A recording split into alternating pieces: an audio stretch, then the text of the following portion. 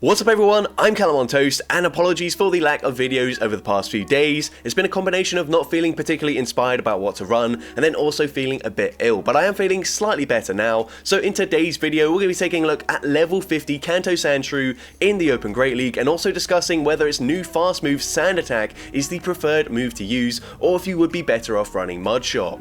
Now obviously you're probably not going to benefit from knowing the Sandshrew matchup specifically, but this can apply to any Pokemon that learns both Mud Shot and Sand Attack. So Sand Attack is actually the recommended move for Sandshrew according to PvPoke, and if you do a matrix simulation for Sandshrew against the Great League meta, it picks up 3 more wins, and this is due to dealing slightly more damage with that fast move, so when you do make it to the second charge move, it KOs, whereas with Mud Shot you've not quite dealt enough damage to get that KO.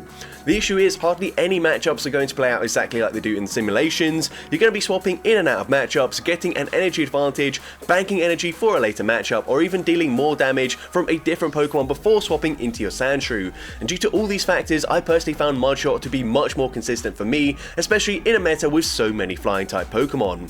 The added damage from Sand Attack is going to be negligible, and it's solely the rate that you can get to that rock side that matters. Now I was intending to split the video in two and showcase some battles with Sand Attack and then some battles with Mud Shot, but honestly I had a very rough time running Sand Attack, and Mud Shot just felt so much better, so I'm actually just going to be showcasing the battles with Mud Shot, but what I will try to do is point out scenarios where Sand Attack would have been better or slightly worse. But with that being said, let's get into the question of the day. Which typing do you think would benefit the most from gaining access to a Fury Cutter or Sand Attack clone for that typing? Let me know in the comment section down below, and with that being said, let's get into the battles now.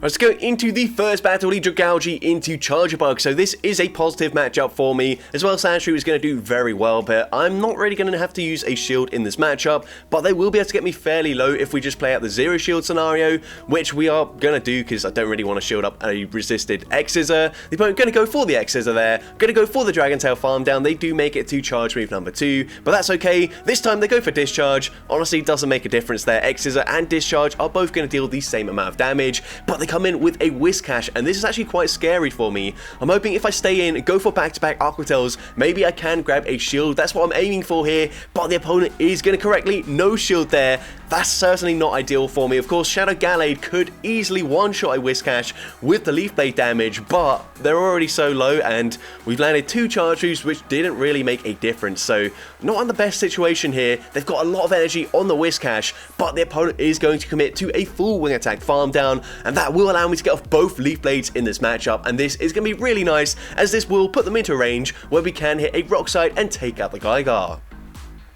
But we've got to be very careful here. We're going to come in with the Sandshrew. I'm going to let the first move go through. I will then shield up the second charge move coming from the Gligar. And then what I'm expecting is the opponent's just going to swap out straight away into the Whiscash, go for the snipe, so I'm able to swap, catch the charge move onto my Dragalge. Mud Bomb will be taking me out. We can only overfarm by 1 Mud Shot. We do exactly that, winning the CMP tie. Dig takes out the Whiscash. And I will also be able to make it to a Rock Slide up against the Gligar just before they make it to the Aerial Ace. And Rock Slide takes out the Gligar, and I'm able to take that game.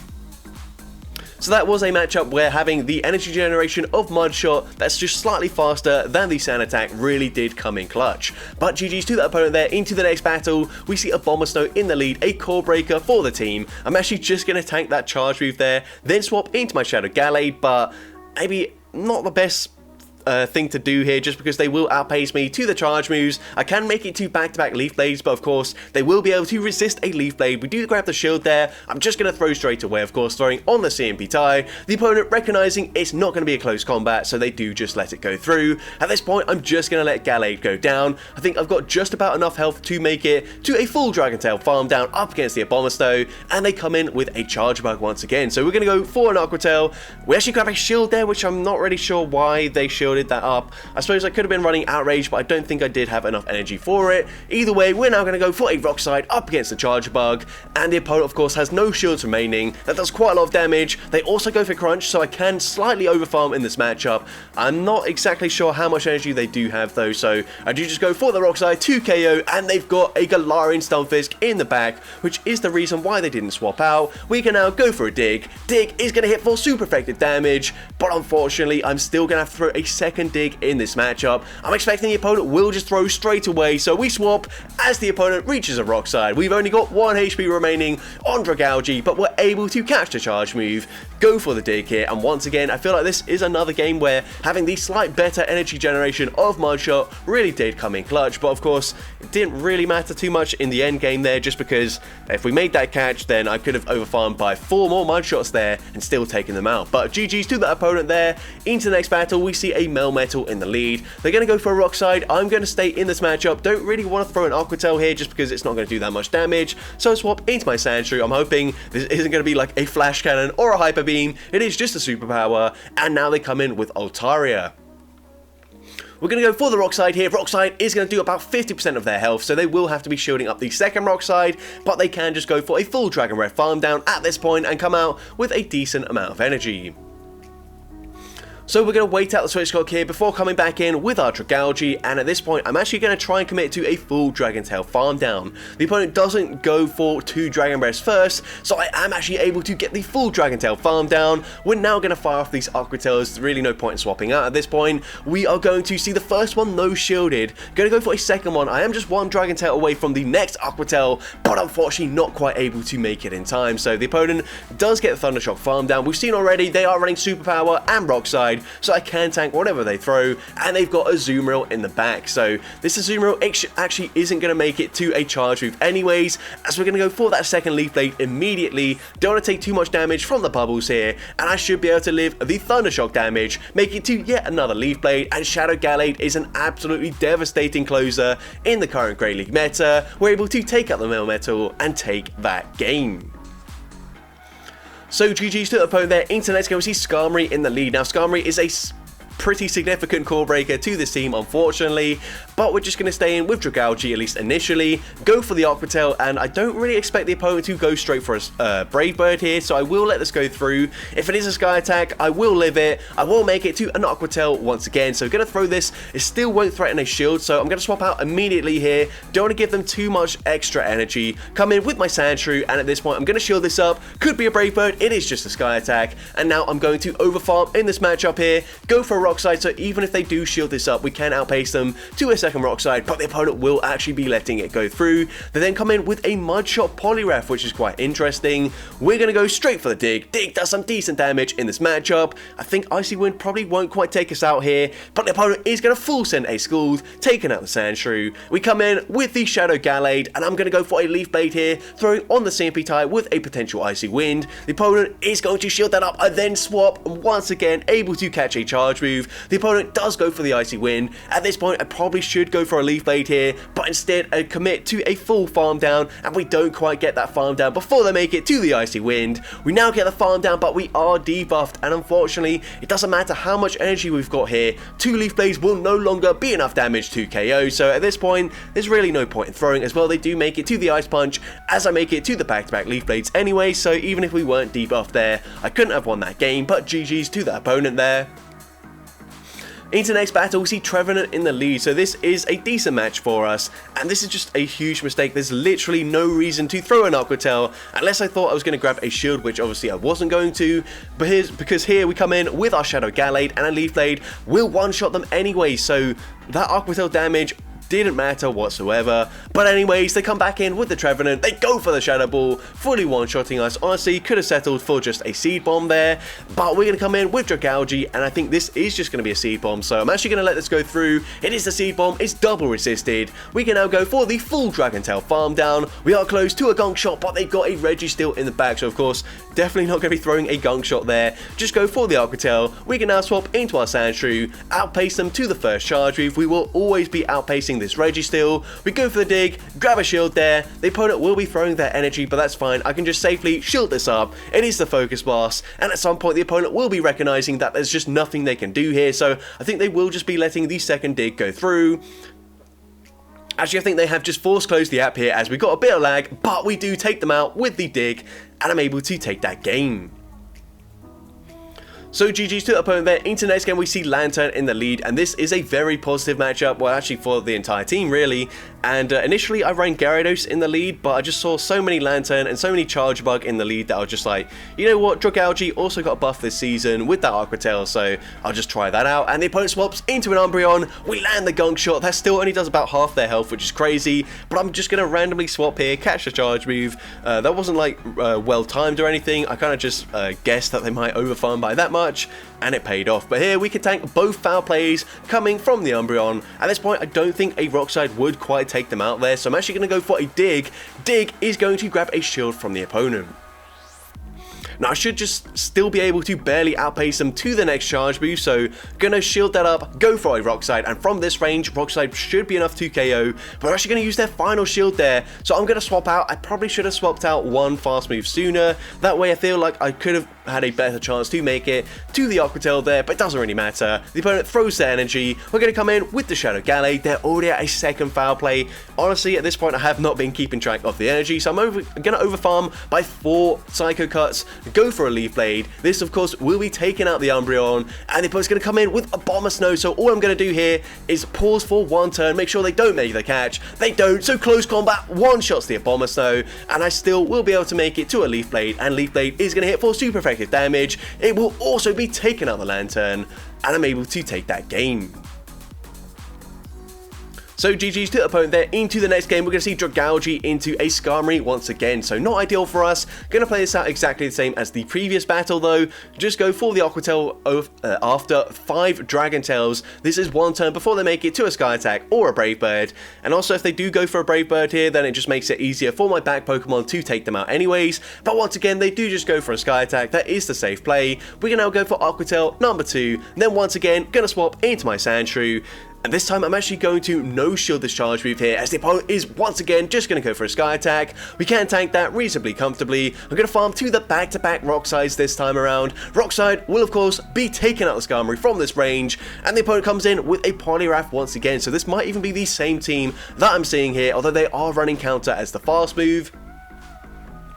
Counter is going to be slightly better for my Shadow Gallade, as it does allow me to outpace them to the first charge move. Leaf Blade will of course be shielded by the Poliwrath, and at this point I'm going to definitely shield up my Shadow Gallade. They're going to go for an Icy Wind here, and I'm not actually certain if a Leaf Blade will KO, so I try to catch the move. The opponent swaps at the exact same time there, but it doesn't matter. We can go straight for the Leaf Blade here. I'm going to throw on the CMP tie with a Mud Bomb, so I don't have to use my final shield, and at this point this is game over, as a second Leaf Blade will be enough damage to take out the Poliwrath, and I'm able to take that game. So GG's to the opponent there. Into the next game we see Dragalge into a Talonflame. So this is a positive matchup for us. What I'm going to do is just overfarm in this matchup, and typically I shield the first move and it's just a fly or even a flame charge bait, so I let it go through and it's a Brave Bird. It one-shots me, and now we're in a really bad position. But because they have triple debuff their defense, even a Leaf Blade double resisted damage non-stab will be taking out the Talonflame. But they've already got our...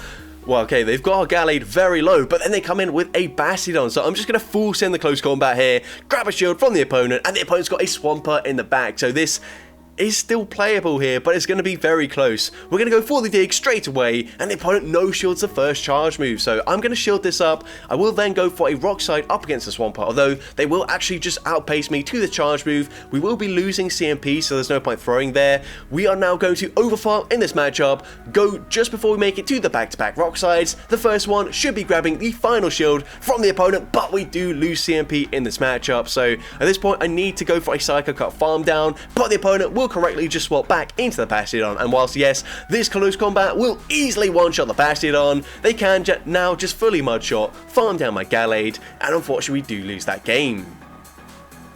So if we just shielded that Brave Bird there from the Talonflame, I think we would have been fine, but unfortunate, that's just how it goes sometimes. But into the next battle, we see Dugong in the lead, another Core Breaker. This time I do just swap straight away into my Gallade, and we're met with a Medicham, which isn't a great response to Shadow Gallade, as we can two-shot them with a Leaf Blade. We do gain energy significantly faster than the Medicham as well, and whilst yes, these counters are still adding up despite being resisted, I can just very easily win this matchup. So we go for the back-to-back Leaf Blades here, and this should be KOing the Medicham unless they double shield, which they're not going to do, and then they come in with a Macargo, so I'm just going to go straight for the close combat. And close combat is going to one-shot the Macargo. They've still got a shield for their Dugong though, and Dugong does still core break my team, so this is going to be slightly difficult here, but I'm going to shield the Icy Wind. I can now outpace them to back-to-back rock sides before they make it to Icy Wind number 2. So the first one is going to be no shielded. It is debuffed though, so unfortunately doesn't do quite as much damage. The second one certainly will be grabbing the final shield though, and the opponent is going to overfarm just slightly here. Icy Wind will be taking out the Sandshrew, and they are 3 Ice Shards away from the next Icy Wind. So we're going to come in with Dragalge. I should live an Icy Wind from full health, but I'm going to swap, make the catch anyways, onto our 1 HP Shadow Gallade. Icy Wind going to be taking us out. I can now, well, I look like I possibly could have gone for the Dragon's Tail farm down, but I realised the safe play is just to go for an Aqua Tail, taking out the Dugong, and I'm able to take that game. So GG to the opponent there. Into the next game we see Dragalge into Feraligatr. So this is also a slightly positive matchup for us, although Aqua Tail of course will be resisted damage. I'm going to shield this up. It's probably just going to be a bait, and the opponent does bait with the Hydro Cannon. They then swap into Annihilate, so I'm going to go straight for an Aqua Tail here. Again, not really sure I should have done that, but the opponent actually ends up shielding, so that's fine with me. Now we've grabbed that shield, we can swap into Shadow Gallade, go straight for a Leaf Blade here. I'm throwing on the CMP tie, and we do win CMP. So I'm going to shield this up. Could be a Shadow Ball. The opponent's going to bait with an Ice Punch, and honestly, an Ice Punch will basically KO. So I'm just going to throw on the CMP tie with the next Ice Punch, and a Leaf Blade will be taking out Annihilate. And the opponent's going to come in with a Shadow Gligar, sorry, regular Gligar. I'm actually going to go for a close combat despite being resisted. It actually does do slightly more damage than a Leaf Blade. Also gives them slightly less farm there as we debuff our defense. We're now going to come in with the Sandshrew, and I've got to be wary that the Shadow Feraligatr is just 3 fast moves away from a charge move, but we can outpace them to the Rock Side. So Rock Side will, of course, take out the Feraligatr. And I'm going to swap out here just before they make it to the charge move. This is going to force the opponent to go for a Dig, and Dig will be taking us out, but that will now allow me to make it to a Rock Side, and Rock Side will of course be enough damage to take out the Gligar from this range, and I'm able to take that game. So GG's to the opponent there. Into the next game we see Wigglytuff in the lead. Now this is very awkward for us. Of course, we do only take neutral damage from these charms, but we're hitting for very, very little damage here. And you could argue that I should have just thrown an Aqua Tail before they make it to an Icy Wind, but of course, Aqua Tail not going to do much damage there. I then swapped there just to make sure that they didn't make a catch. They did swap out, and I was really slow to swap out there, but of course, we didn't end up throwing the debuffed Gunk Shot into the Mandibuzz, which is a positive, but we are slightly behind on energy, so we go for Rock Side there. You can see Rock Side isn't going to two-shot them, unfortunately. So this is a matchup where maybe Sand Attack, even though of course we're only probably going to deal like 1 more damage per turn, would make maybe slightly more of a difference there in that matchup. I don't know, not 100% sure, but either way, we can come back in with Dragalge. We have to go for the Aqua Tail. Aqua Tail will be taking out the Mandibuzz, and we are not going to make it to a Conk Shot, so I'm just going to have to settle for an Aqua Tail. Aqua Tail is going to grab the shield anyways, and we're going to come in with the Shadow Gallade. I'm going to play to my only win condition, which is full sending a close combat, and then hoping that there's something incredibly weak to Gallade in the back, but the opponent does correctly just shield that up, and it's a very easy win for the opponent.